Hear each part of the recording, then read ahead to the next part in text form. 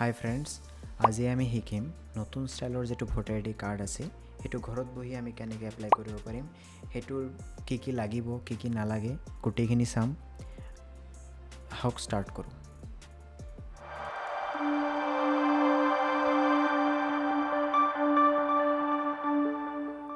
Browser এটা open কৰি ল'ম। এতিয়া তাতে NVSP বুলি চাৰ্চ কৰিম গুগলত।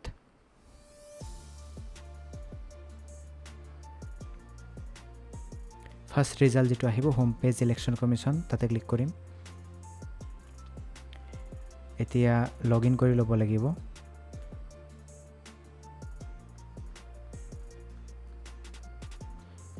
ইয়াতে মোবাইল নাম্বাৰ আৰু পাছৱৰ্ড আৰু কেপচাটো দিব লাগিব। তাৰপিছত ৰিকুৱেষ্ট OTP, পাছৱৰ্ডটো দিম।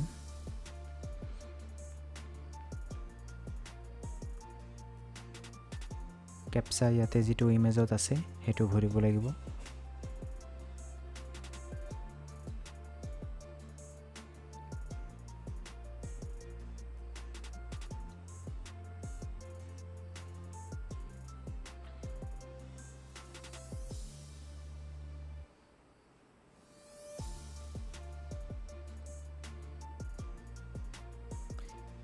ৰিকুৱেষ্ট OTPত ক্লিক কৰিলোঁ। এতিয়া মোবাইলত এটা OTP আহিব।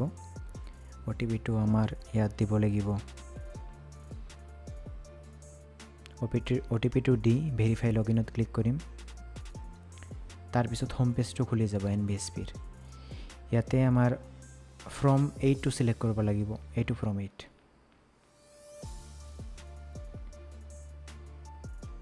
ৰিপ্লেচমেণ্ট কাৰেকশ্যনৰ বাবে ফ্ৰম 8টো ব্যৱহাৰ কৰা হয়।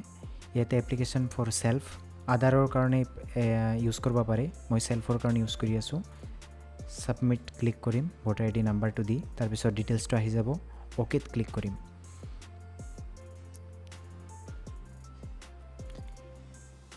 এতিয়া 4টা অপশ্যন আছে, তাৰ ভিতৰত যিটো ৰিপ্লেচমেণ্ট ইপিক উইদাউট কাৰেকশ্যন, তাতে সেইটো চিলেক্ট কৰিম।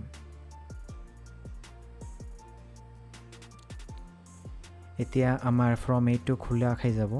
তাতে ফৰ্ম অলৰেডি ফিল আপ কৰাই থাকিব। আপুনি জাষ্ট আমি চাই ল'ম মানে ডিটেইলছবিলাক ঠিক আছে নে নাই।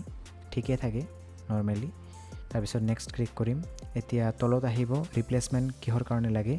3টা অপশ্যন আছে, তাৰ ভিতৰত 2 নম্বৰটো যিটো ডিষ্ট্ৰয়ড বুলি লিখা আছে সেইটো চিলেক্ট কৰিম আমি। ডিষ্ট্ৰয় ডিউ টু ফ্লাড।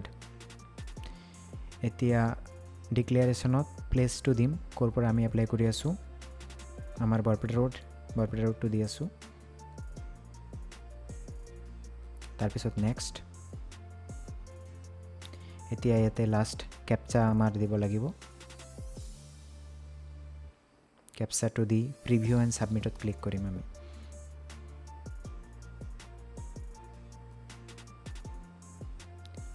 এতিয়া যিটো ফ্ৰম 8 আমি ফিল আপ কৰিলোঁ সেইটো কমপ্লিট প্ৰিভিউটো আহি যাব।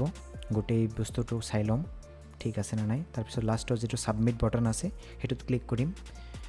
ক্লিক কৰাৰ পিছত সেইটো আমাৰ ছাবমিট হৈ যাব। মই যিহেতু অলৰেডি আগতে কৰিছোঁ তো নেক্সট আৰু নকৰোঁ এইটো ছাবমিটটো।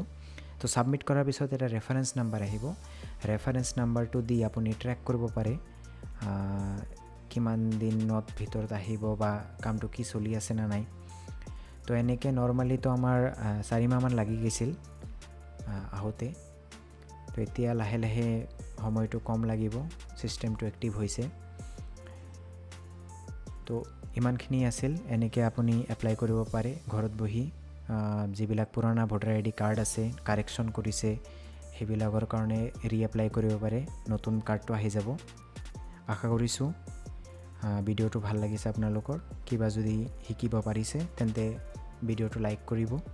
চেনেলত নতুন আহিলে ছাবস্ক্ৰাইব কৰি দিব। Thank U.